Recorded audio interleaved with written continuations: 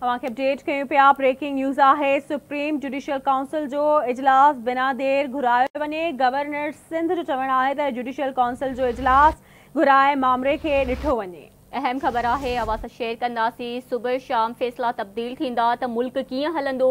जहिड़ी रीति फ़ैसिला ॿुधाया पिया वञनि, क़ौम परेशान आहे। जिन फ़ैसिलनि खे सालनि में अचणु घुरिजे उहे ॾींहंनि में अचनि था। हुकूमत न मिली त एस्टेब्लिशमेंट खे ख़राब चयो वञे थो।